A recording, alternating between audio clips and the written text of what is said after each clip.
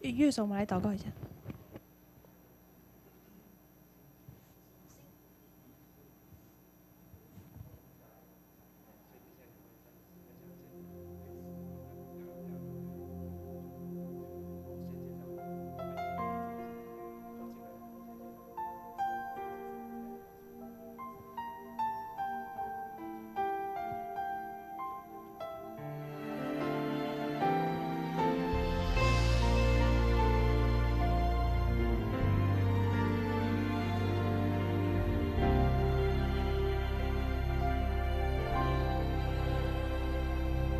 即使旷野道路无力淹没我的心，我要向你屈膝，更多寻求你的心意，求牵引我贴近你，无论高处低处，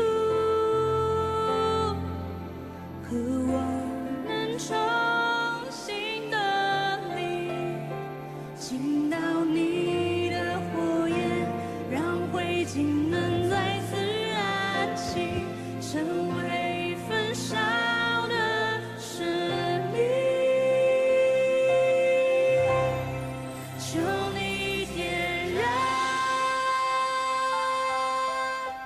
点燃我们起初为你火热的心，祝你打开天。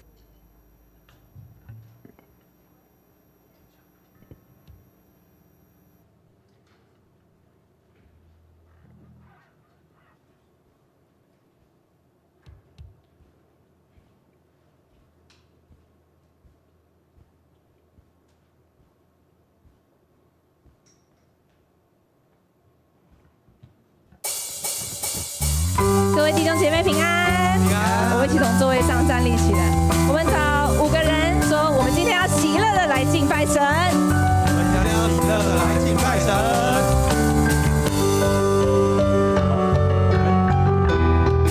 将天敞开，将天敞开，你的荣耀降下来，将天敞开，你的同在降下来，将天敞开，你的荣耀降下来，万国赞叹你，你是荣耀君王，天上地下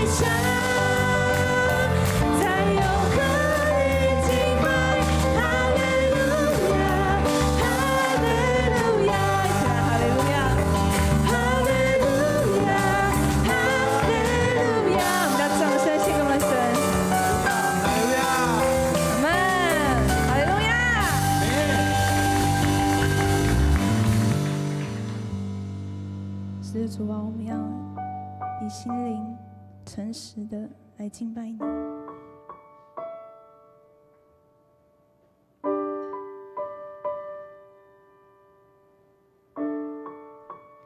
开我的眼睛，让我看见你，你柔美彰显吸引我心。开我的耳朵，让我听见你，每句话都让我更爱你。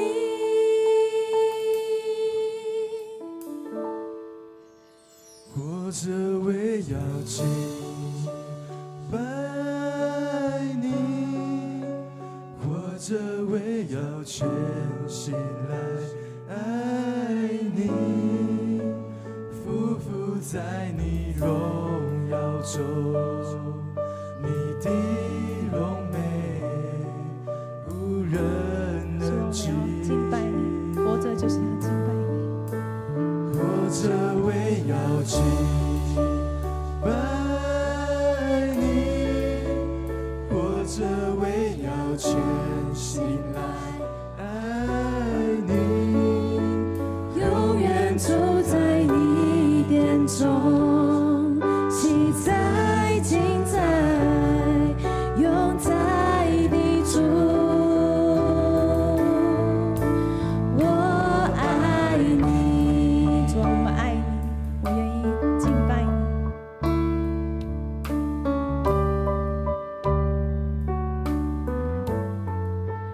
开我的眼睛，让我看见你，你柔美彰显吸引我心。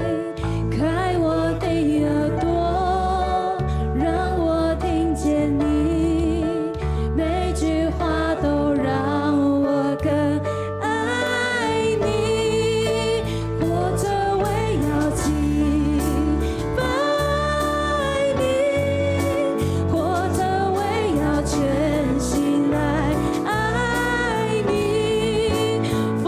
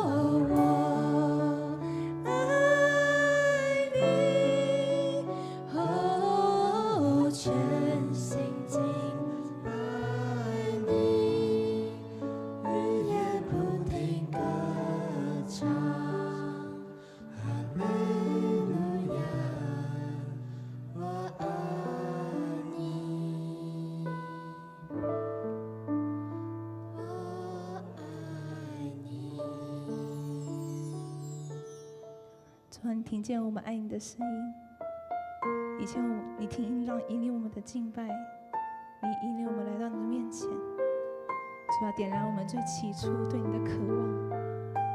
主，我们来到你的面前，你要悦纳我们的敬拜。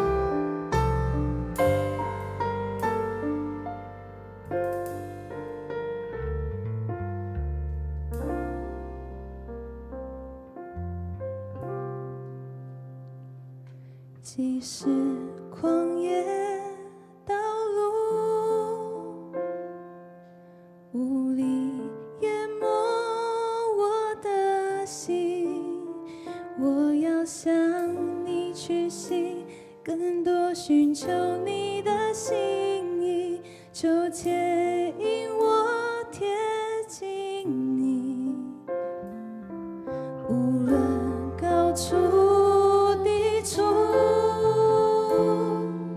渴望能重新得力，倾倒你的火焰，让灰烬仍再次燃起，成为焚烧的生命。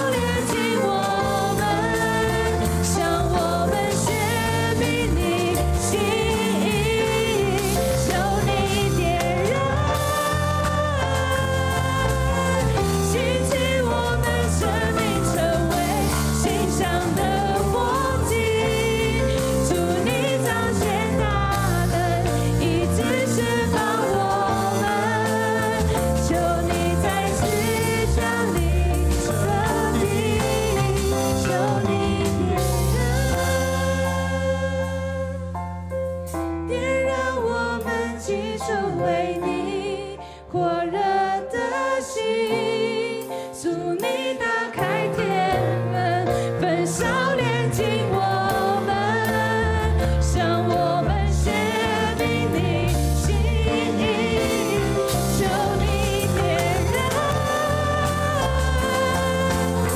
吸取我们生命，成为馨香的火祭。祝你快接大能，一直释放我们，求你再次降临，点燃我的心。我们抬手把荣耀归给耶稣，哈利路亚！很大声地抬手把荣耀归给耶稣，哈利路亚，哈利路亚，哈利路亚！是的，主，我们感谢赞美你，再次今天晚上聚集我们来到你的施恩宝座前，主啊，求你再次点燃我们对你火热的心。过去我们一个礼拜所经历的，或是接下来日子我们所需要继续奔跑的，主啊，都求你为我们预备所需要的一切。主啊，也让我们今天晚上能够专注的在你的面前，在你的话语，在你的作为上面，让我们每一个人都能够更加的遇见你。我们把自己奉献给你，献上我们的敬拜，也献上我们自己，求主悦纳。祷告祈求，奉靠耶稣基督的名，阿门。在你坐下以前，跟你旁边说：神要大大的与你同在，神要大大的与你同在。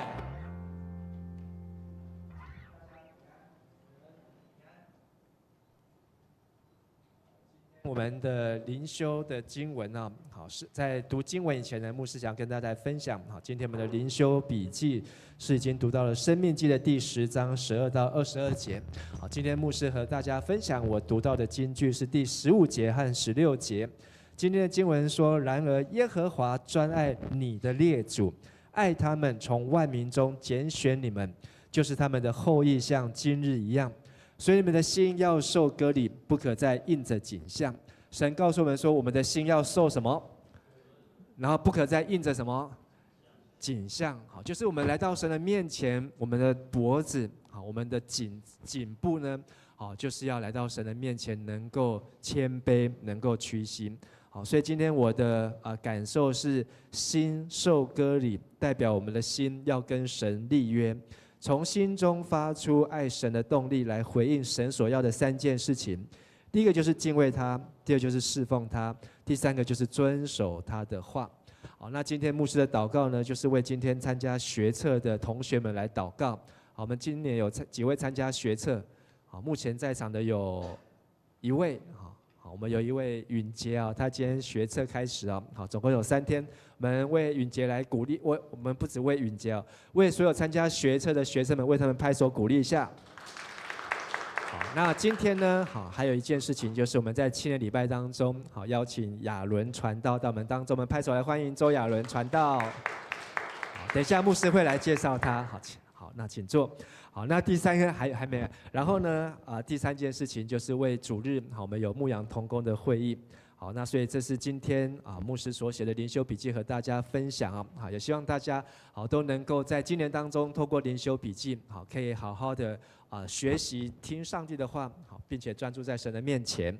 好，那在今天要邀请传道来分享以前，牧师想要来介绍一下，好，为什么我们今年要来邀请永光教会的周信荣牧师，好，还有今天是亚伦传道，是周信荣牧师的儿子，好，来到我们当中，让我回想起我们牧师曾经在教会当青年牧师，是2005年，好，是21年前，好，那我们的青年礼拜呢，在今年呢，好，下半年就即将满20年了，好，青年礼拜，好，所以20年前的青年礼拜的那群青年呢，大概剩下卢山长老，好，还有几位啊，好，在我们的当中，好，大部分呢都这个物换星移啊，好，这个出国的出国，好，这个去台北的去北部的中部南部的，好，这个大家东奔西跑，好，但是我相信呢，在我们的这个青年礼拜好的这么多年的当中，好，还是有上帝很多美好的作为和祝福。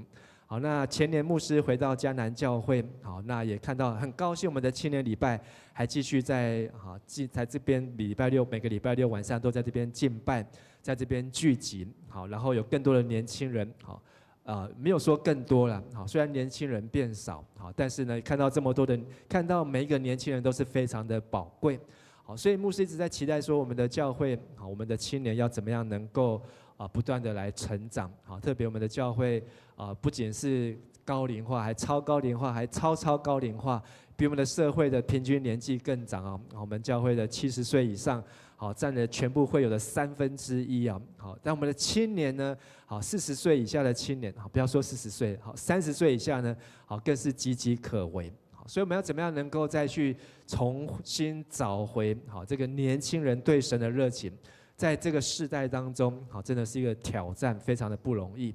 好，那牧师想到就是20年前，好，我们那一群第一批的青年礼拜的同工，好，大家都是从这个敬拜赞美开始，好，就是从这个对神的敬拜，好，虽然不太会读圣经，好，虽然不太会传福音，好，虽然不太知道怎么样带领小组，好，但是大家只知道一件事情，好，就是在每一次敬拜的时候呢，好，都能够提早到，而且呢专心的，好，投入的在这样的敬拜当中。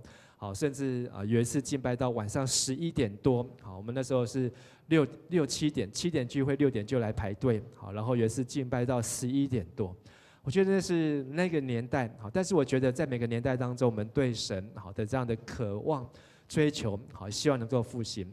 好，那牧师呢，这个找了，就是看了不同的教会，或是在很多不同的地方。好像昨天晚上也去了，第一次去到那个 IM 教会，好，觉得哇，他们这个这个地点啊，或是他们里面的这整个设备啊，好，真的是很适合年轻人，好，但是毕竟他们不是长老教会，好，那也看到在北中南，好，各地的教会，我觉得在中南部的教会，很多的教会的年轻人对主啊，对神是非常的有热情，好，但是在北部呢，能够让我找到的真的是不多，好，不过。在去年，我看到永光教会他们在主日的敬拜的 YouTube， 好，因为周信荣牧师是在公馆教会就认识他，好，但是很少接触，好，但是我看到周牧师他也是更早以前，好，从年轻他应该是在餐厅的乐团嘛，好，他在餐厅的乐团，好，然后到教会的敬拜成为牧师，好，那不仅他们3兄弟都是牧师，好，现在呢他的太太也是牧师。儿子呢，将来也要当牧师，女儿也要当牧师，哇，全家都是牧师，我觉得这个是很了不起的事情啊。好，不过我觉得神也特别拣选，好，让他们全家呢都在敬拜赞美这一件事上呢，好，真的是非常的投入专注，而且非常的有很多的上帝给他们的学习啊。好，那我们在去年有去拜访永光的周牧师，好，跟他邀请说，可不可以今年到迦南教会，好，带领我们的祷告会，好，能够有1个月1次。好，能够帮助迦南教会祷告会。好，那天去之后，发现不是只有在 YouTube 上面看到的。好，透过周牧师的分享，好，发现永光教会，好，他们怎么样在栽培、扶植下一代，好，然后让年轻人，好，能够不断的鼓励他们、眺望他们。哇，真的做了很多的功夫，而且，好，他们的教会也是在永和非常热闹的地方。好，那附近有很多好吃的，好，有很多美食，好，跟我们在迦南也非常的相像。可是那一群在永和，好，因为我以前高中的时候，很多同学都住在永和，好，去永和的时候觉得哇，永和人口真的是非常爆炸的多，好，可是呢，我觉得在台北，好，在新北，好，能够有这些年轻人愿意在教会的服事参与投入，好，我觉得那个秘诀到底是什么？好，也是一直希望能够周牧师，好，让他们能够来跟我们分享，好，那很高兴。亚伦传道，好，他排出这个时间，好，因为这个时间也都是他们教会很重要的时间，好，在聚会的时间，还有练团的时间，好，但是他今天特别带他的2位同工来到我们当中啊，我想等一下那个经文，好，就让亚伦传道来分享，好，我就先介绍到这边，好，那我接下来就把宝贵时间来交给我们的周亚伦周传道，好，我们拍手来欢迎周传道。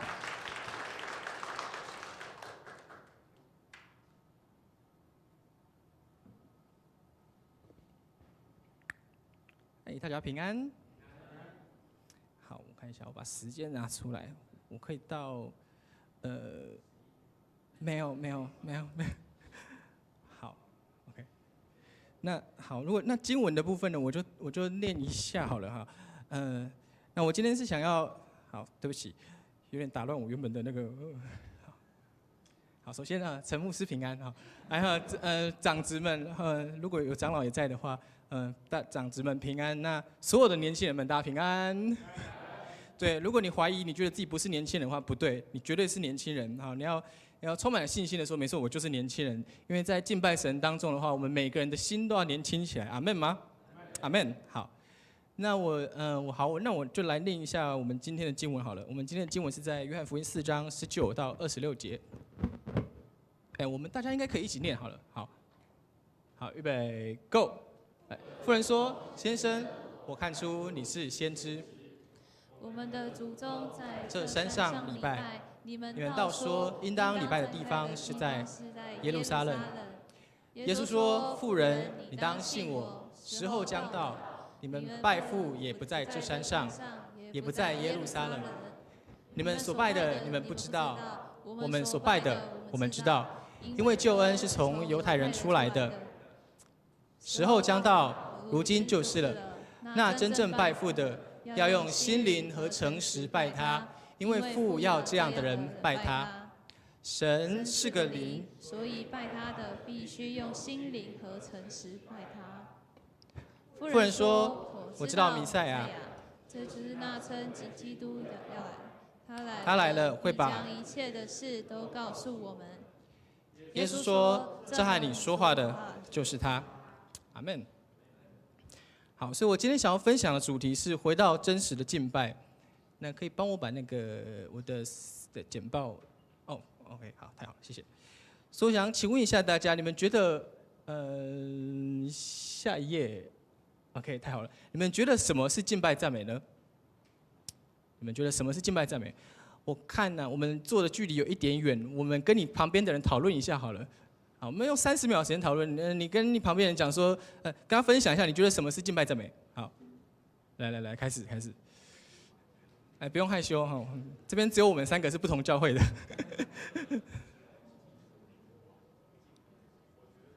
啊，你觉得什么是敬拜赞美？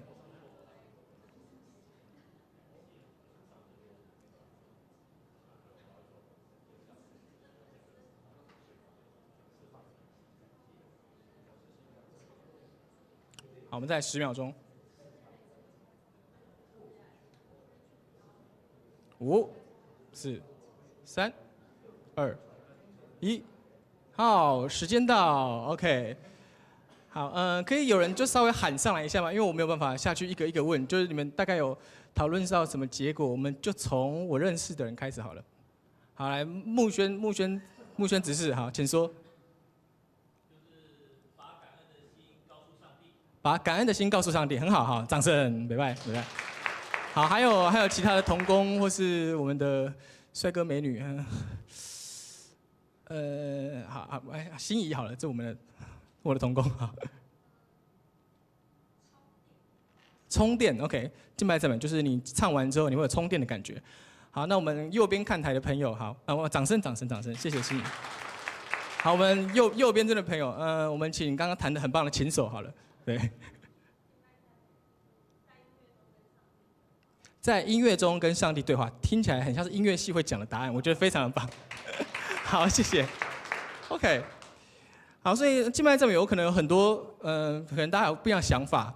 你觉得是唱歌带动唱，要有乐器不要乐器，要拍手或是要一直上下的跳，还是你在表达感谢和喜乐？那一定要在教会吗？一定要在台上吗？还是在洗澡的时候也可以呢？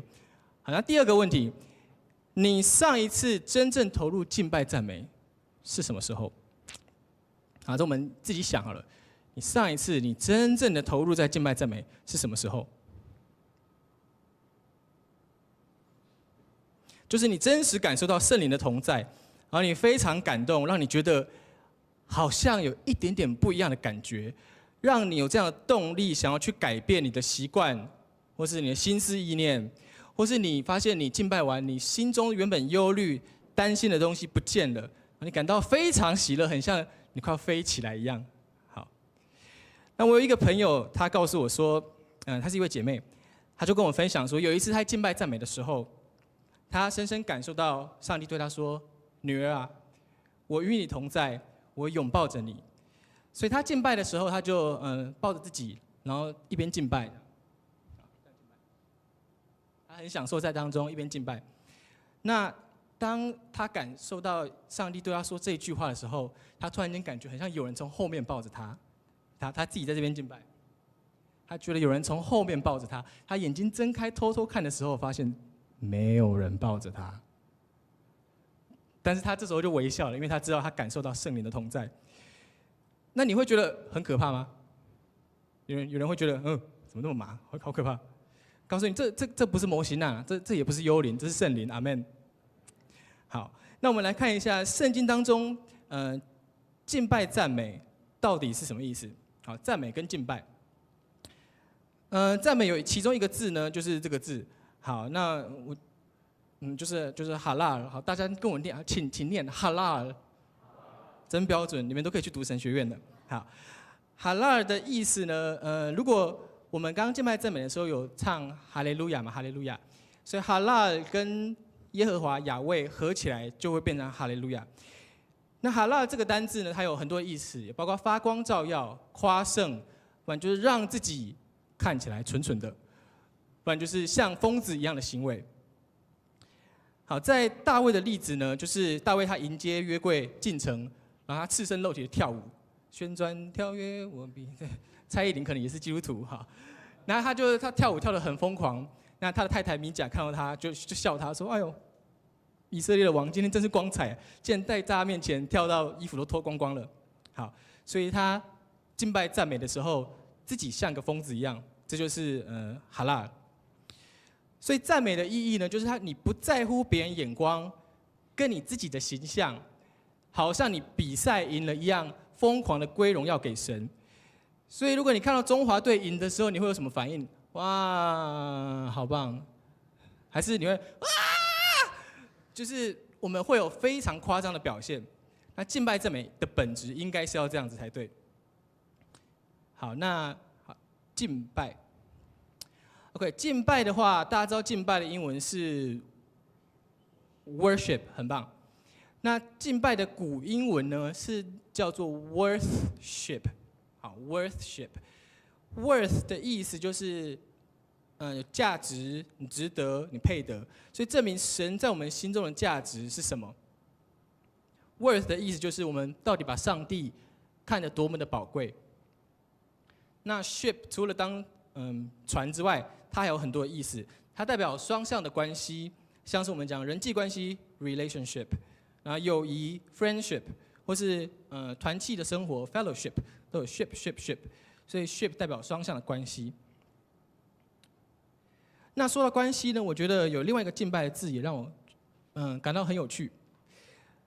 这个敬拜的单字它有向前亲吻的意思。好，请每个人现在示范一次向前亲吻是什么样子。好，不要亲你前面的人，他会很害羞。好，我们自己做出来，1、2、3，好，向前亲吻的意思。好，这是非常亲密的动作。好，那请问一下。还是木轩执事哈，又是你对，我们最先认识他哈。你最近一次亲吻是跟谁？好，感谢主，好，跟我们大家想象一样，好，请坐，谢谢。好，一定是他关系很好的人，他交情很深的人。那我们会随便在路上找一个人来亲吻吗？如果你会的话，请你举手一下。我可能请辅导跟牧师跟你1对1关怀一下。所以你不会随便找路上的人来亲吻，走在路上看到，不会，不可能。所以圣经中的敬拜呢，向前亲吻，它其实是有点像，在电影当中，你有没有看到那个平民遇到国王的时候，他会捧起国王的手，然后亲国王手上的戒指，对不对？所以国王可能好，然后平民就会亲他的戒指，这样。对，亲吻有点像这个样子，所以敬拜的意义就是说，这个神他非常的宝贵，那我们敬畏神，跟他建立这样非常亲密的关系。所以我请大家一起来念这个粉红色框框里面好了，预备起，神非常宝贵，我们敬畏神，与他建立亲密的关系，阿们。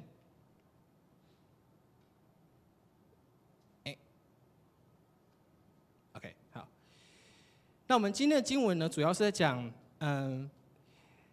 耶稣他在井边要向一位撒玛利亚妇人要水喝，然后妇人就跟耶稣说：“我们的祖宗在这山上敬拜上帝，你们犹太人却说，应该在耶路撒冷敬拜。”所以妇人问耶稣，哪边才是正确的敬拜地点？哪种方式才是上帝喜欢的？这好像我们现在在讨论，到底要用圣诗还是用敬拜赞美的诗歌？你要用乐团还是只有纯钢琴？你要用诗班还是拿麦克风，很像阿令一样？那路 1， 那路 2， 那路 3， 那路 4。好，所以要不要有要不要有赞美的舞团呢？要不要有灯光？要不要有烟雾机？好，我曾经听过一个说法，有人告诉我说，敬拜赞美怎么可以有烟雾机呢？烟雾机是撒旦的呼吸。好，我就告诉他说，弟兄，烟雾机不是撒旦的呼吸，烟雾机是干冰。好，它就只是干冰而已。所以耶稣对妇人说：“你要信我，时候将到，你们敬拜父，既不在这山上，也不在耶路撒冷。”那耶稣的意思并不是说地点不重要，他的意思是说地点本身不是重点。意思是有没有灯光、烟雾机，这些都不是重点，重点是我们的敬拜对象是在神，这些东西能不能帮助大家聚焦在神身上呢？这是我们额外可以讨论的。所以敬拜不是被外在的环境所局限，而是被你跟神的关系来定义。阿们，阿们。那这时候呢，我要邀请我的同工心怡来做见证。好，我们掌声欢迎心怡。可以再帮我拿一支麦克风给他吗？谢谢。好，就在这边就好。感谢。大家平安。我是来自永光教会青少年牧区的心怡，我很开心今天能够在这里跟大家分享我在敬拜当中的感动与见证。我从小在永光教会长大，常常被教导敬拜不是只有站着唱歌而已，而是要用全身的方式来去回应神。因此，敬拜对于我来说就像呼吸一样简单又平常。每当我想跟神说话，想要亲近神时，我就会想到要敬拜神，因为我知道敬拜就是我跟神之间的一座桥梁。6岁时，我进入儿童牧区的敬拜团担任歌手。那时候我其实什么都还不太懂，只是觉得可以站在台上唱歌给神听，我很开心。到了9岁，我开始在儿童牧区担任主领。这一次很不一样，不只是要唱歌而已，而是要带领敬拜。其实这对一个小孩子来说是一件非常不容易的事情。但是我们的领袖总会告诉我们，当我们自己先被圣灵感动时，我们所带下的敬拜就是神最喜悦的敬拜。我逐渐长大，现在成为了儿童牧区以及青少年牧区的主领以及青授。我没有离开敬拜，也没有离开服事。我仍然喜欢用歌声、舞蹈、乐器来服侍神，因为我明白敬拜这一件事情不像是一场聚会里面的例行公事，它更像是我们每一天生活所必备的能量一样。有一段时间，我的家庭几乎天天争吵，我是那个旁观者，常常被夹杂在中间。那时候的我只是觉得家不像是可以让我放松的地方。只要他们每次要开战的时候，我就会躲回房间，用棉被盖住自己，戴上耳机，把诗歌调到最大声。每次这样做的时候，我总是觉得很安心，因为我可以不用听到这些争吵。而我也会偷偷的在棉被里面跟神说，希望我的家庭可以不要再有争吵。虽然我并没有马上看到神止息这些争执，但经过一段时间后，神真的让我们家庭关系恢复了。这一次不再是我自己一个人躲在棉被里面敬拜神，而是我们一家人一起敬拜神。躲在棉被里面敬拜，不是为了要逃避现实中的问题，而是我更愿意相信神会在这当中做新事。家庭问题转变后，我更珍惜每一次的敬拜，更珍惜每一次在敬拜当中与神的连结。即便我今天很疲惫的进入敬拜中，但每一次结束后，我又像是恢复了200%的电力一样。就这样，神透过每一次的敬拜，不断的恢复我、更新我，让我在敬拜当中找到自己的价值与定义。从小我选择用敬拜服侍神，到现在我仍然选择继续服侍神。我最大的感谢不是我还在服侍，而是神一直都在。是他让我经历真实敬拜的美好，让我看见透过敬拜恢复关系的家庭，也让我明白，即便我伤痕累累的来到他面前，透过敬拜，他仍然可以使我重新得力。一切荣耀归给神，谢谢大家。谢谢心怡。心怡，你今年几岁？16岁，对，非常棒的领袖，他也是我们的舞团的团长，哇，感谢主。那所以心怡她从小到大就在教会长大。等一下，为什么我的 PPT， 我的上一页好了，不对，是下一页。OK 呀、OK。好，所以心怡她从小到大都在教会长大，那她因此养成了这样敬拜的习惯。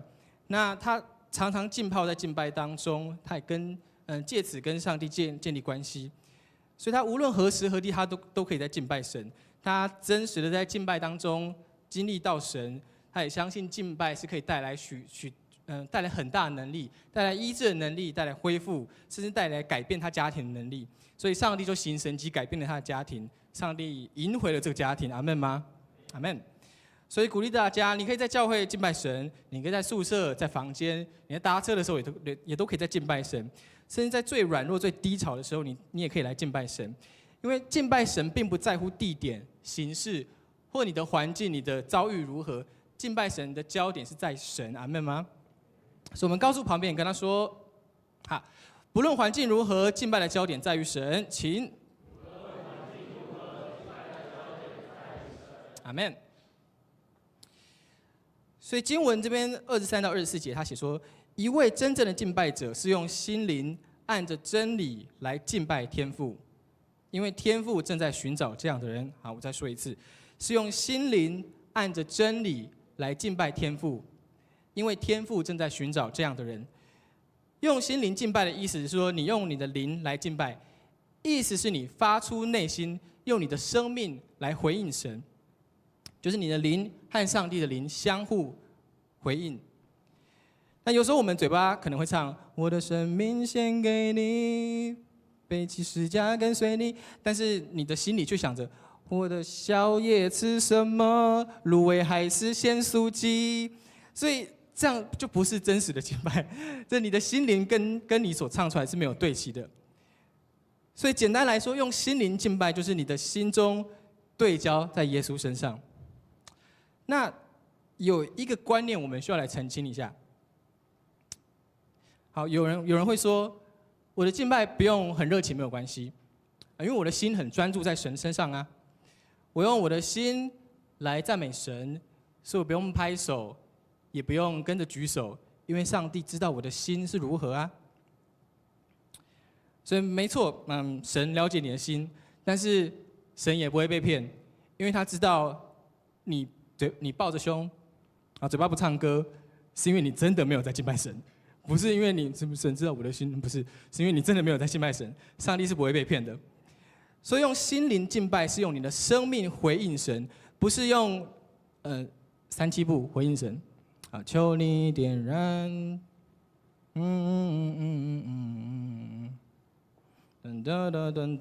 宵夜要吃什么？所以这样并不是用生命在回应神。什么是用生命回应神呢？就是你尽全力的大声呼喊跳舞，像你的队伍得到冠军一样，或是像你去参加 Coilis 的演唱会一样。我不相信你去参加 Coilis 的演唱会，你会花8000块，然后这样子，对，所以这样就不是用生命回应神。好，然后用诚实敬拜呢，就是按着真理来敬拜，不要假装，只带着你最真实的状态来到神面前。就算你软弱、困顿、疲乏、忧郁、恐惧，我们毫无隐藏来到神的面前。大家有听过一首歌叫做《让我》吗？让我赞美费尽每次白费，好有年代感的。OK， 好，上礼拜感谢主啊，同感一灵。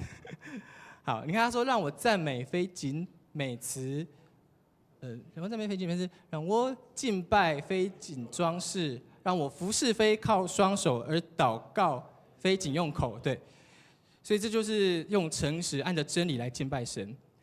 所以用诚实来敬拜，并不是把自己包装得很像我好像很属灵一样，而是承认说主啊，我真的有软弱，我有缺乏。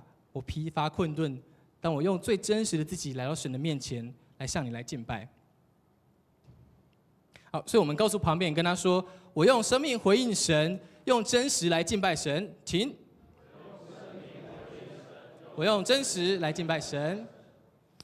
好，那我想要分享一下，我在 Planet Shakers 的见证。好，因为我是亚伦传道，所以我们教会人叫轮传这样，对。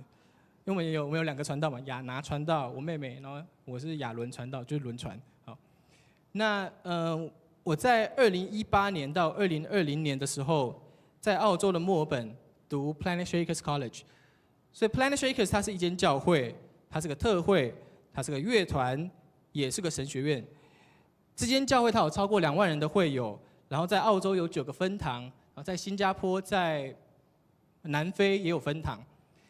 那他们的乐团呢，真的是厉害，对，每年都有世界的巡回，在美国、欧洲，然后有时候也会来亚洲。然后上次来台湾应该是2年前，对。那他们知名的歌曲像是你们有听过那个 Nothing is impossible， 有你我能拯救一切，这就是他们的乐团的歌，对。那这间教会他们所带出的敬拜赞美风格是非常热情活泼的，所以我旁边写说热情暴汗的敬拜赞美。他们敬拜赞美大概每一场主日礼拜的敬拜赞美会有30分钟，一定会有3首快歌跟2首慢歌。那如果你唱完没有流汗的话，就是不太可能，对。所以我就想说，一个礼拜要运动3次，那我就敬拜赞美3次的话，就差不多够了，因为真的全身都会湿掉这样。那这就是他们教会的文化。那包括在台上有舞者、有乐手、有歌手，都会在台上跑来跑去，基本上就是跑1200的感觉。好，所以当他们的歌手也是要体力要很好的。那我在那边读他们的神学院的时候，我主修是神学，我副修是创意事工，那我当然就是乐手跟琴手跟歌手。那他们创意事工也有其他的，包含视觉设计、新媒体、舞蹈等等。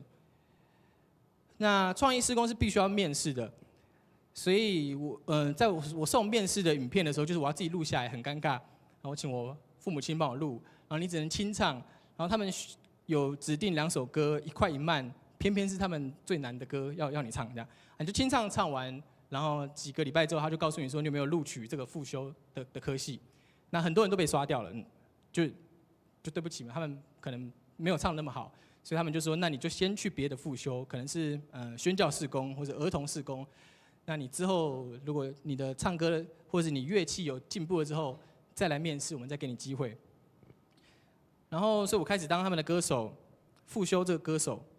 但我一开始，我参与的主日服事，你们觉得我是当歌手吗？不是，我不是当歌手，我是去他们的后台休息室那边洗碗。好，所以他们有一个后台休息室，然后这个后台休息室大概像我们那一区那个空间，我们那个复兴祷告烈火经历就是大概那个空间再大一点点。然后后台休息室，他提供早餐、轻食、水果、饮料给所有的服侍同工，牧师可以进来吃，他们有30-40位牧师吧。然后全职同工可以进来吃，敬拜团可以进来吃，影音媒体同工、音控、灯控、投影、摄影、直播、导播都可以来吃。所以每一次服侍的话，大概喂饱70个人。好，那我的工作就是我们有一个主厨，然后我负责帮他采买菜、买水果等等，帮他备料、预备餐食、洗碗、扫地、整理环境，这样。那其实我在休息室服侍的时候，我真的非常的开心，我好开心，好开心。我从15岁的时候开始听这个乐团的歌曲，然后开始有 YouTube 之后，就有他们的MV 这样子。我常常看到他们 MV 里面的这些牧师，现在每一个人都在我面前要跟我要东西吃，所以我就非常的开心。然后我在那边学了很多技能，包含水果摆盘，我现在变得很会。我就切了5种水果，摆得很漂亮给他们吃。然后我们绝对不提供苹果，因为苹果会黄掉，就很丑，所以不提供苹果。但是其他水果我们就有弄。然后你还可以去摘几片那个薄荷的叶子放在你的水果上面，这样就非常漂亮。那我在那边服侍的时候，因为我有洁癖，然后我动作很快，我很会打扫，因为态度很棒，所以他们就给我一个绰号叫做休息室的国王，对，代表说我真的很厉害的。我给你们看一下影片好了，我不知道有没有声音，可以帮我弄声音吗？应该有个影片，短短的30秒的，不是，下一个，啊，这是他们休息室里面的，左边那个就是他们的食物，等一下会看到，食物都是食物，好，就这样对，所以就是我服侍的地方，那。因为我服侍的态度很棒，那甚至有好几位主厨，他就说他们指定要跟我搭配，就告诉排服侍表的人说，我要跟这个台湾人的男生在一起，对，因为当时候里面只有我跟我妹是台湾人，其他人都是别国的，所以我在休息室这边洗碗洗了半年之后，我终于开始当歌手了吗？没有，啊不是，我成为舞台助理，我负责装麦克风的电池，麦克风消毒啊。他们很注重卫生，然后放薄荷糖，因为外国人很爱吃薄荷糖，对。然后递毛巾、递水给刚唱完歌或跳完舞，或是刚服侍完的乐手，他们下台的时候，我就递水上去，递毛巾上去帮他们擦汗，这样。他们擦完之后，我就说那你就给我，很恶心，没关系，就给我，我再洗手就好了。所以这就是我的服侍。然后我在澳洲那边待了8个月之后，我才开始成为实习的歌手跟琴手。好。然后又过了2个月才开始正式的服侍，就在小场的聚会里面，可能像门训课程，大概100个人这样的同工的课程开始服侍。那过了又半年之后，我才在他们主日服侍。所以透过这间教会非常严谨的要求，我真的体会到说什么才是真正的敬拜者。如果我可以在人家看不到的地方做好我的服侍，那我才有这个能力可以承载在舞台上面大的服侍，在小事上面忠心。在大事上才可以忠心，所以在服侍的时候，我觉得这就像是我的敬拜一样，因为我知道我不是在服侍这些人，我知道我在服侍的是耶稣，我在预备水果给耶稣，我在帮耶稣洗碗，我在帮耶稣预备毛巾，那可能耶稣可能有时候汗真的很臭，对，因为他们有些人很快的，然后跳舞完都全是湿的，不论怎么样，我就是在服侍耶稣，所以弟兄姐妹们，你们知道。你们刚刚是在唱歌给耶稣听吗？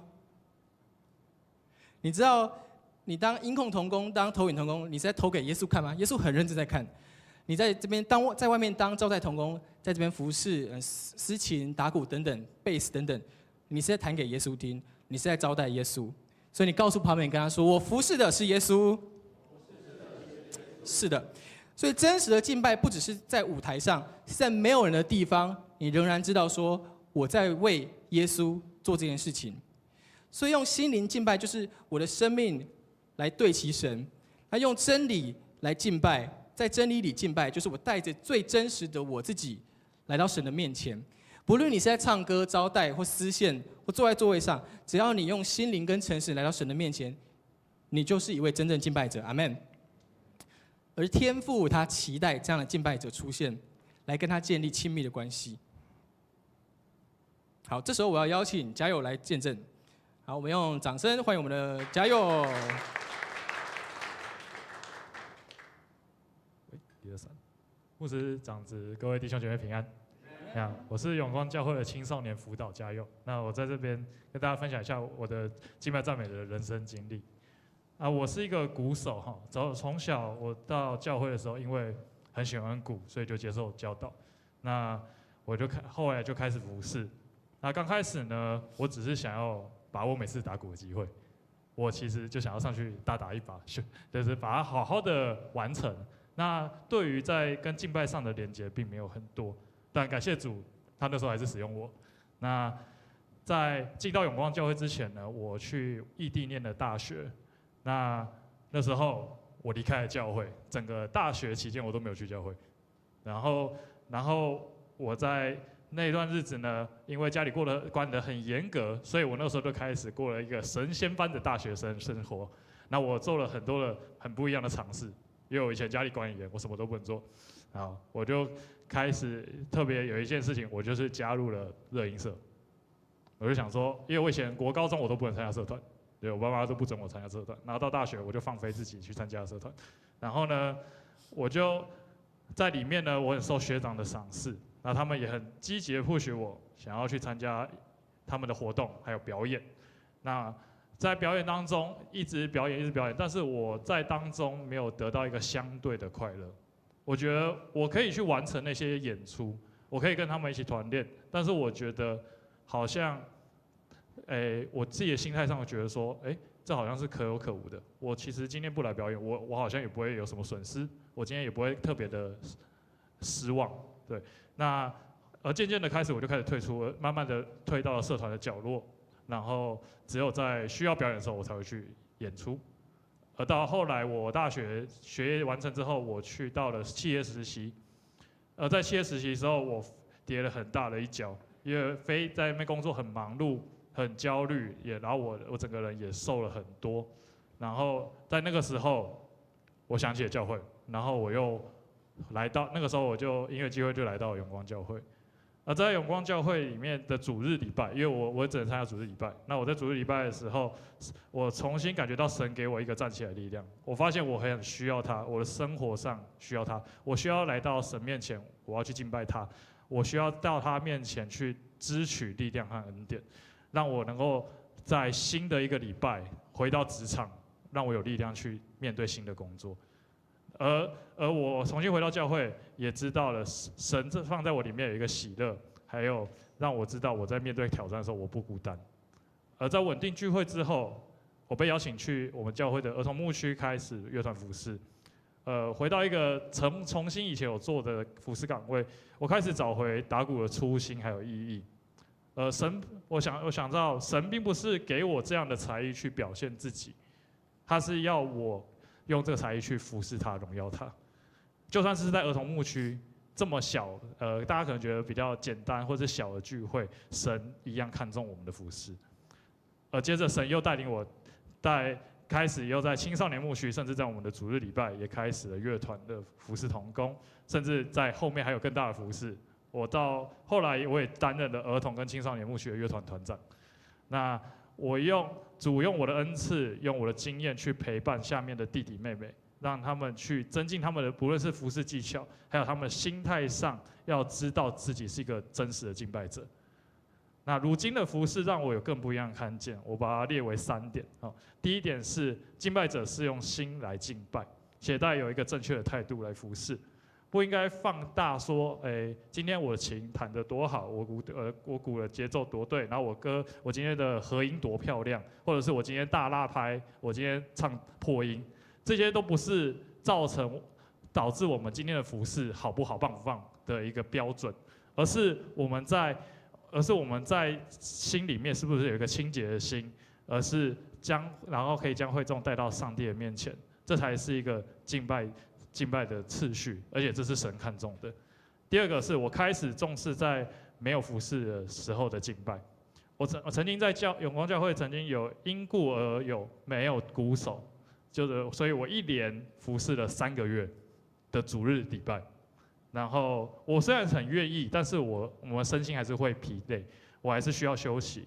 所以当我可以到台下去敬拜的时候，我心态上有一个非常不一样的氛围和感动在我里面出现。我发现我可以忽略节奏，我不用担心等一下主领可能突然要来一个变化，或者是等一下可能要升 key 干嘛的都不用，你就只要在台下专心的当一个敬拜者，而且那是只有你跟神的时间。你不用管任何人，那个感动是会让人想流泪的，而且是非常宝贵的事件。第3个是乐团的服侍者也是可以被圣灵充满的。当我们在敬拜上更专一投入的时候，会有一种心里的喜乐会不断的涌出来。我之前有听过我会有说，有时候看我打鼓很像快要飞起来了，就是很像全身就是有那个圣灵投入的感觉。所以我们服侍的生命是可以被人看见的。那是神也给我们，这是神给我们敬拜者一个非常棒的礼物，我们也成为上帝的见证。因为我们能继续用真实的生命去敬拜服侍主，也希望在座的弟兄姐妹也可以在各个的服侍岗位上遇见神，并且经历神的丰盛、慈爱和荣耀。谢谢大家。谢谢。所以嘉佑呢，他等下他是鼓手，那为什么你要在乎要不要升 key 啊？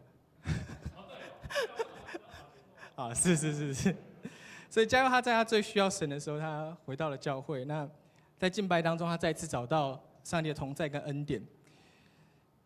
也因为他委身的服事呢，上帝就大大祝福他。还有一位交往多年的女朋友，他们在今年7月要结婚了。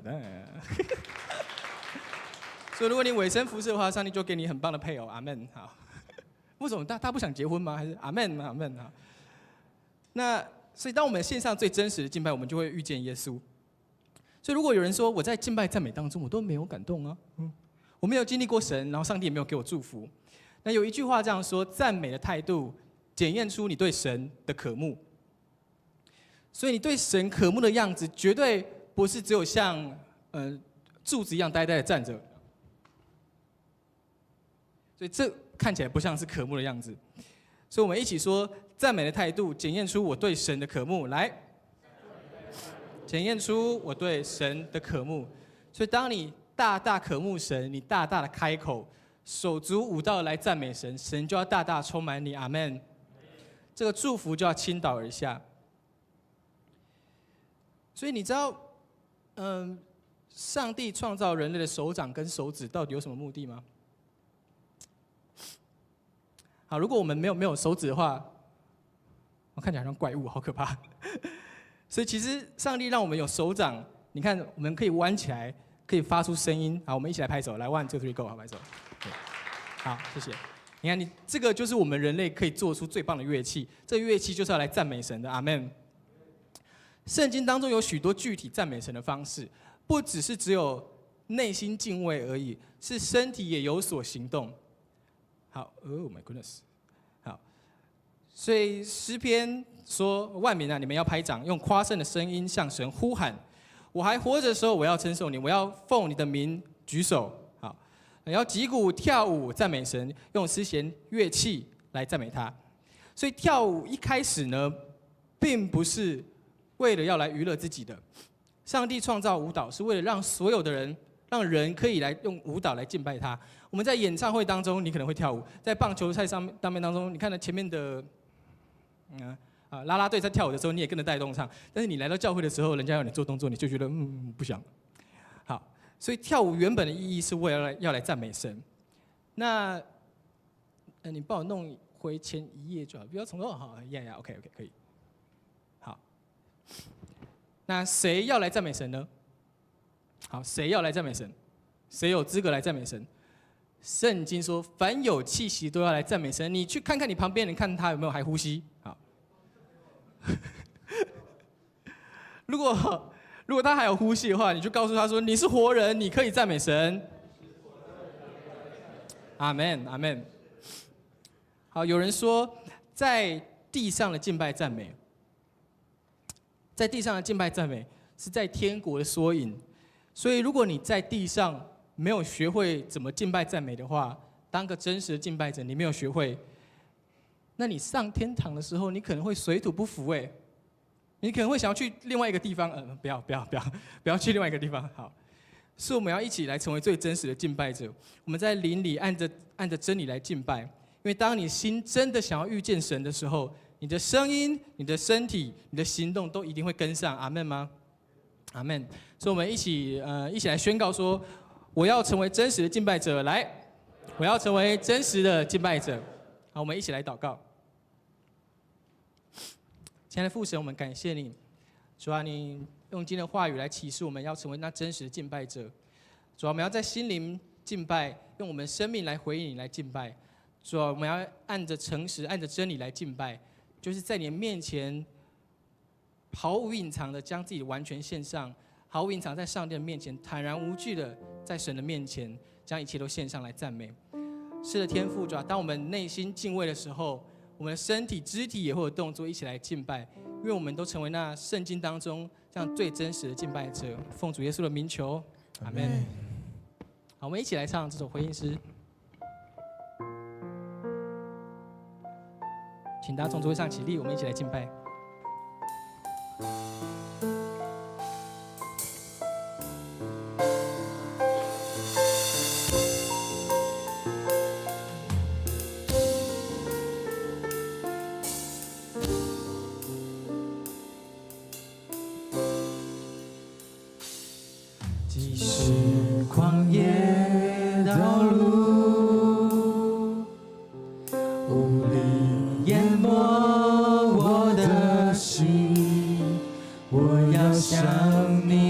心，更多寻求你的心意，就牵引我贴近你。无论高处低处，渴望能重新得力，倾倒你的火焰，让悲剧能再次燃起，成为焚烧的生命。求你点燃，点燃我们起初为你火热的心。祝你打开天门，焚烧炼净我们，向我们显明你心意。求你点燃，兴起我的生命，成为馨香的火祭。祝你彰显大能，医治释放我们。求你再次降临，点燃我的心。我邀请大家，我们等一下一起举起手来敬拜神。因为当你内心渴慕的时候，你的身体也会有动作。阿们吗？阿们。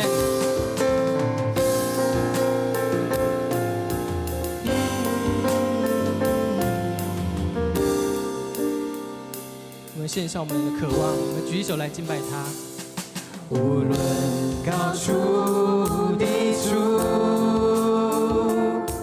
渴望能重新得力，倾倒你的火焰，让灰烬能再次燃起，成为焚烧的生命。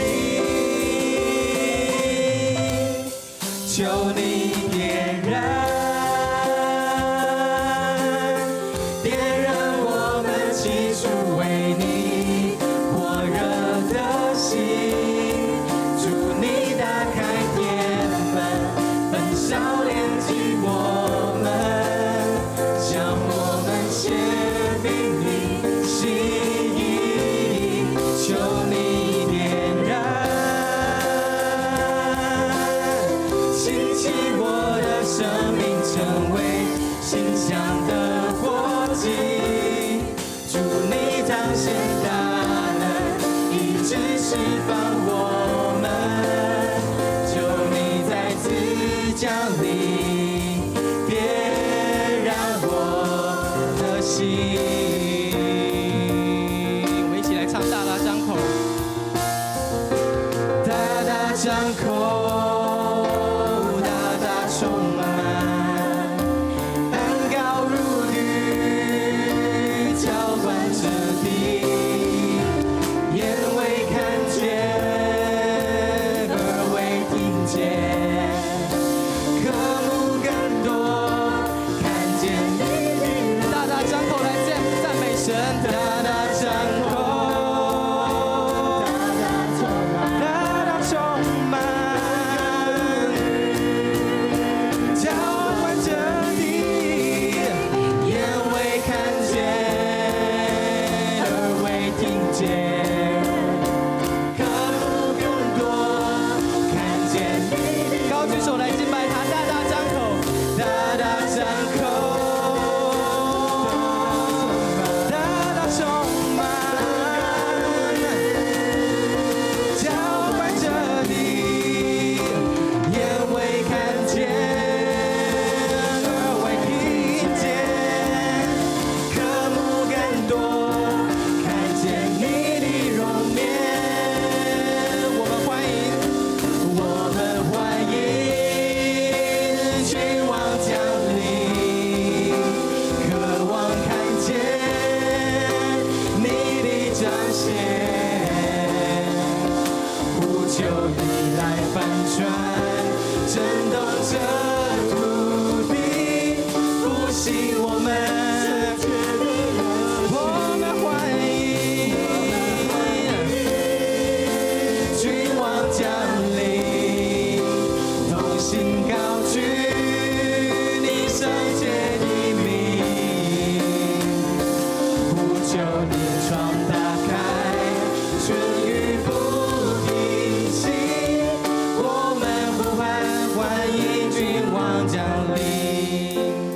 我想要邀请大家，当我们来敬拜神的时候，这首歌说大大张口，大大充满。当我们大大张口的时候，代表我们有多么渴慕神。我们渴慕神的时候，神必定要充满在这地。阿们吗？阿门。他们说我们欢迎君王降临，我们举起手来敬拜他。这首歌的每一个歌词都在告诉我们，我们的行动，你的心如果愿意的话，你的行动是会反映出来的。如果你愿意的话，如果你要真实经历到神的话，你会有动作的，而不是只有这样而已。你会把手高举起来。你想象一下，那婴儿要跑去找爸爸妈妈抱抱的时候，他会这样子吗？没有，他们是把手举起来。所以当我们把手举起来的时候，就像是婴儿要向我们的天父讨这样的抱抱一样。当你敬拜神的时候，你会感受到温暖，这就是因为天父正在拥抱我们。像我前面讲的那个例子，那隐形的耶稣拥抱着他。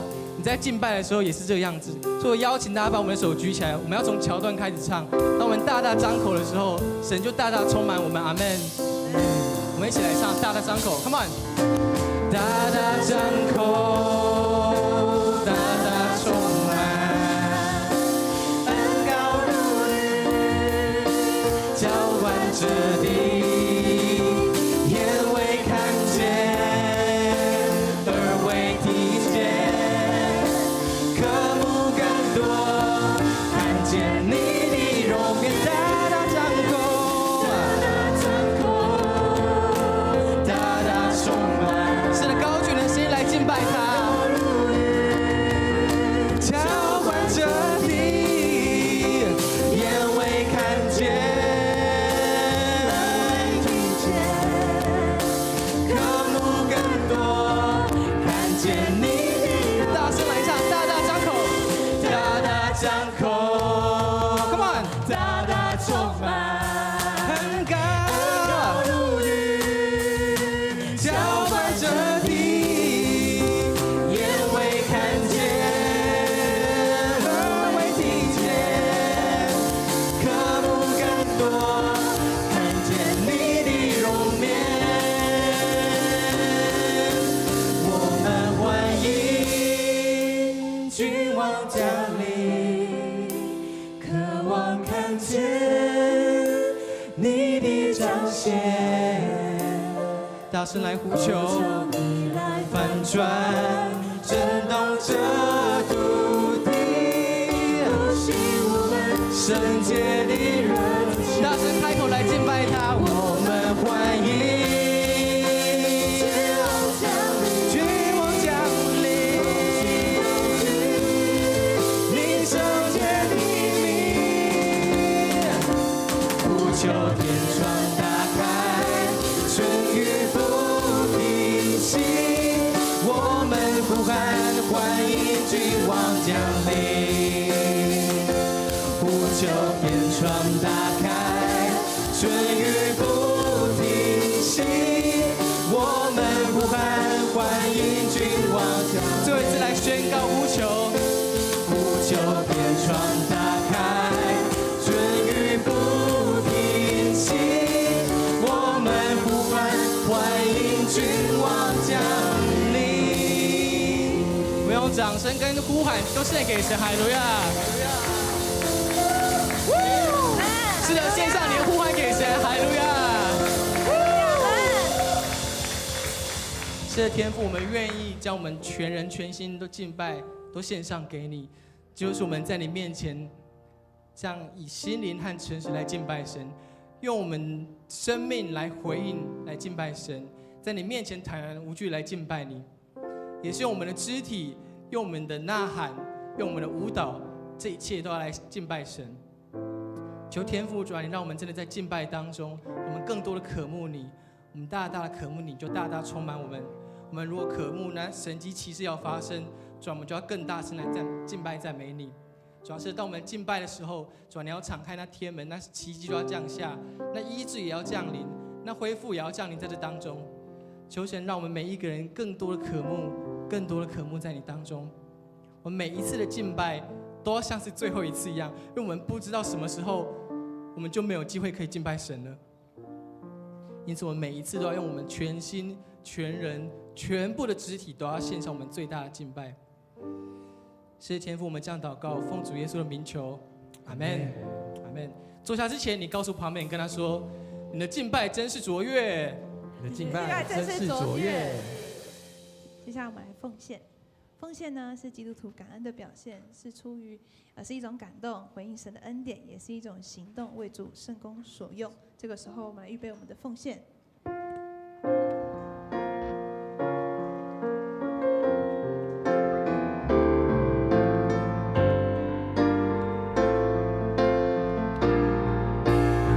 献上我生命，为你所有。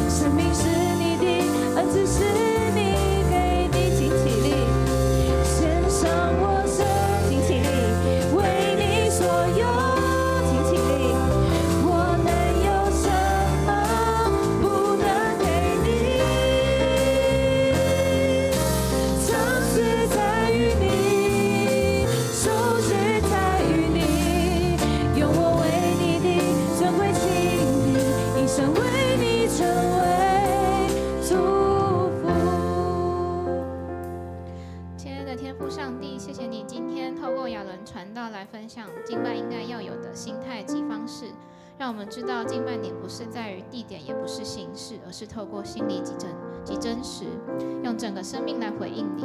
也求你让我们未来在敬拜当中能够有更多的渴慕，更多的经历你，得着安慰、释放及力量。现在我们献上才能、金钱、时间作为圣工所有，求主悦纳。这样祷告是求主耶稣基督的名祈求，阿们。好呀，我们再找3位，说我们要用心灵诚实来敬拜神。再找3位哦，3位哦，3位。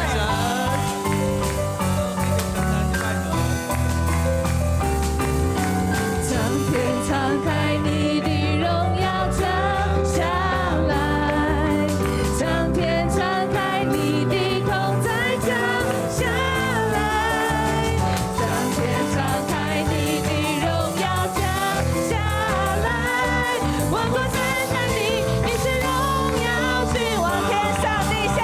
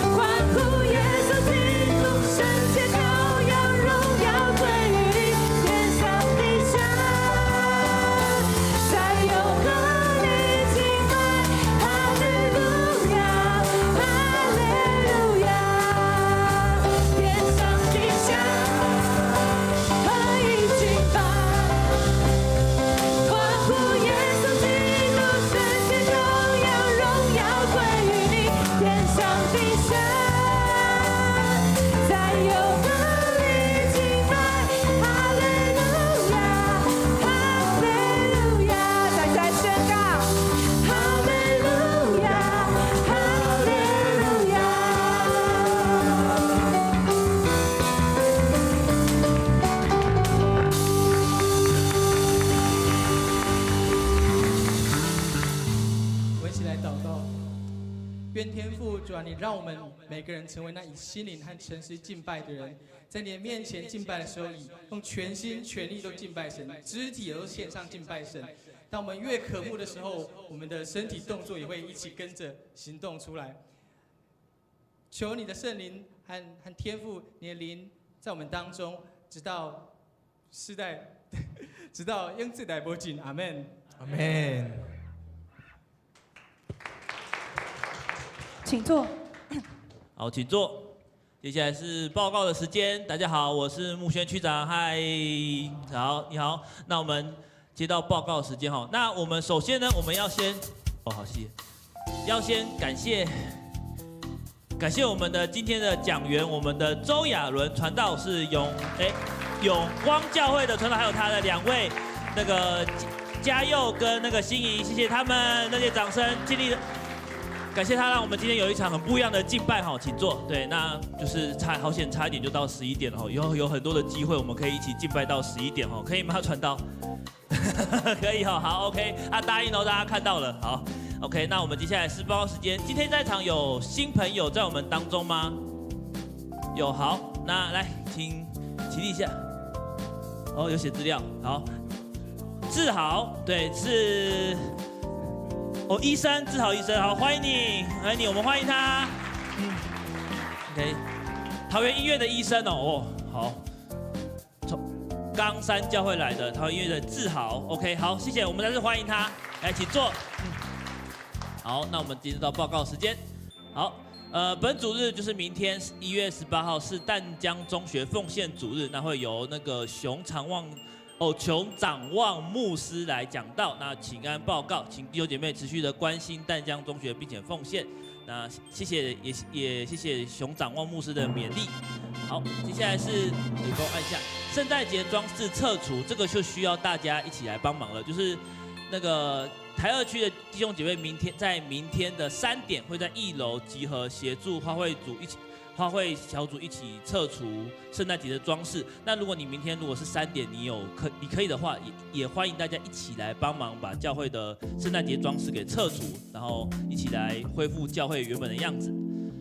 好，再来敬拜赞美祷告会。好，1月21号星期3，也就是这个礼拜3，是我们的敬拜赞美祷告会。然后20点，就是8点的时候在新堂举行。那会有永光教会的周信龙牧师会前来分享，就是亚伦传道的爸爸。对，然后请弟兄姐妹当天踊跃来参加哦，就是这个不能错过。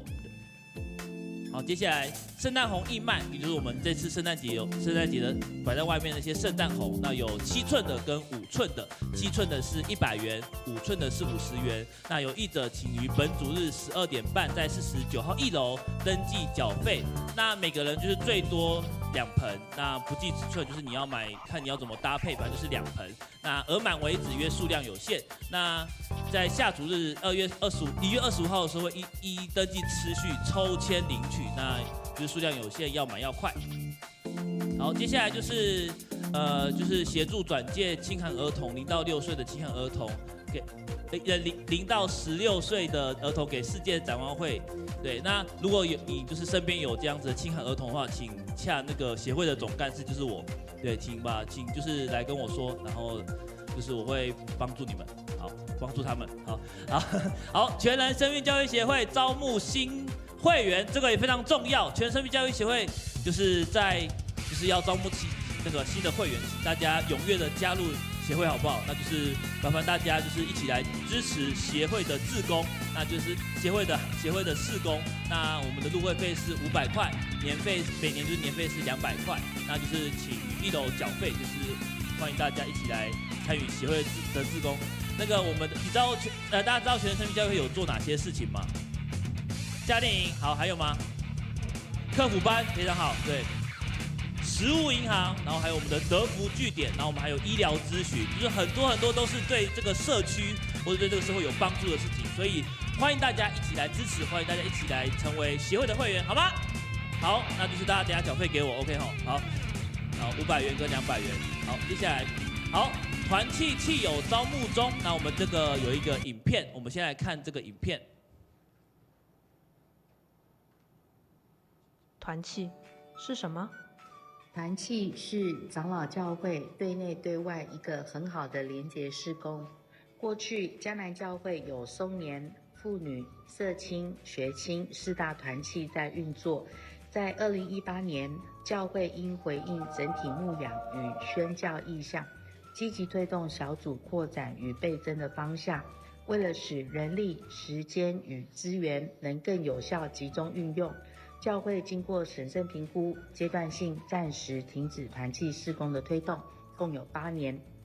今天要告诉大家一个好消息，我们将在2026年再度开启松年、妇女、社青3个团契事工。今年没有你出场，我先来照顺序介绍各团契。首先介绍松年团契。松年团契不只是年长弟兄姊妹的聚会，更是一群带住生命厚度走进社区的属灵前辈。我们在团契中彼此关怀，也把这份关怀延伸到教会外，探访独居长者，关心社区银发族，参与关怀据点与节庆关怀行动。松年团契也秉着团契精神，继续支持关心总会中会各样施工活动，让年岁不是限制，而是祝福，让银发成为荣耀的冠冕。凡年满60岁以上之兄姐，欢迎加入本团契。松年团契的会长陈淑清，上半年在5月有踏青1日游，下半年参与新竹中会重阳节感恩礼拜及参会。再来是妇女团契。妇女团契是一个被建造也愿意走出去祝福他人的群体。我们在团契中分享生活，彼此扶持，也把这份爱延伸到社区，关怀弱势家庭，陪伴新住民姐妹，举办亲子与女性成长活动。妇女团契相信从家庭出发走进社区，透过实际行动，把基督的爱带进人们真实的生活里，让关系成为福音的桥梁。同时也热心参与总会中会妇女施工部所举办的各样灵修活动，凡属迦南教会女性会友，年满25岁以上者或慕道友，欢迎加入本团契。妇女团契的会长连处于3月1号妇女主日，3月7号世界公岛日，5月21到22 2天1夜灵修会，11月北大女宣灵修会，12月妇女部年会。最后，社青团契。社青团契是一群在职场与社会中愿意用行动回应信仰的年轻成人。我们在团契中讨论信仰与生活，也积极参与外展。社区服务公益行动关怀需要帮助的人，把信仰落实在日常选择中。同时也参与总会中会各样施工活动。社青团契相信福音不只在教会里，更在职场街头与生活现场，让人透过我们看见基督的爱与盼望。凡属迦南教会年满20岁至40岁之社会青年或慕道友，欢迎加入本团契。社青团契的会长张木轩，3月29、8月2号、9月25精心安排活动以及中秋烤肉联谊，邀请大家踊跃参与支持团契事工。每个人的年费是200元，即日起开始报名缴费，请大家多多支持。好，请大家多多支持，掌声。好，大家好，我是那个社青团契会长哦。对，那就是我这边就是来宣传一下社青团契。就是会有人说，我们已经有小组了，还是需要团契吗？那我觉得这个就是可以用一个举例来打破一下这个迷思。就是我们在学校的时候，我们是不是都有班级？对，你可能是一年1班、1年2班、1年3班的。那就像你是在青年牧区，你是青一区，有青一区的小组、青2区的小组，或是你在华1区、华2区、有小组一样，你就是像那个班级一样。可是当校长喊到1年级请出列的时候，你们全部都会出列，对不对？社青团契也是一样，你可能在不同的小组聚会，但是当你喊到你就是刚刚是说几岁到几岁是社青？20到40，对不对？20到40岁是年纪，对，20到40的年纪是社青，所以当喊到20到40岁的人请出列，那就是你们就是社青团契 ，OK 吗？所以呢，社青团契呢，就是只要你是年满20岁到40岁的青少年，你就可以来参加团契。那我们今年在3月、8月、9月都有安排活动。那我们的活动呢，基本上我们就是把整个这个年龄层的所有的社青团契的人都聚集在一起。那因为是轻松的小活动，所以可以透过这个活动呢，你可以邀请你的朋友，邀请你的认识的人，或是你自己的就是兄弟姐妹一起来参加，而且我们不只是我们会跟我们自己教会人参加，我们也会联合到别的教会或是附近的教会一起参加，达到我们就是聚集，然后互相认识，还有外展的目的。所以欢迎大家一起来参加团契，尤其是就是社青团契啦。那等一下呢，在外面呢，我们会有同工去帮大家进行收费。那请大家填这张表格，对，把这张表格把自己的基本资料填好之后，然后缴会费多少钱？200块，那你就可以成为团契的会友，那你就可以享有团契就是一起出去玩，或是我们会有一些补助上面的一些优惠。好，谢谢大家，然后再来接下来。好，明天就是1点在401教室召开牧养同工会议，请各牧区的长老、区长跟小组长准时出席。那阿卡北牧区于下主日10点半于新堂华语礼拜举行亲子礼拜，会后那个亲师交流并一起用餐联谊。那如果你是有小朋友在那个阿卡北牧区的，就特别注意哦。好，那2月1号星期日的下午3点，会有一个刘子俊牧师的生命讲座，从死亡看基督徒生命，欢迎弟兄姐妹一起来参加。好，然后三峡教会建堂基金义卖，三峡教会的会友为了就是要建堂，然后来义卖三峡大碗公油饭。三家大碗公油饭，欲购买者请至本堂1楼登记，并于干事室缴费。哦，没有人叫我讲台语，我想要上礼拜结语有讲台语，我讲一下台语。对，然后直到1月20号12点为止哦。OK， 好，接下来是我们的联合小组时间，我们要练习邱雨辰，就是我们的会友当天的就是祝歌，然后我们等一下5分钟之后在这个地方集合。好，谢谢大家。哦，好，青年牧区的同工，我们一起来跟亚伦传道一起来拍张照，好不好？对。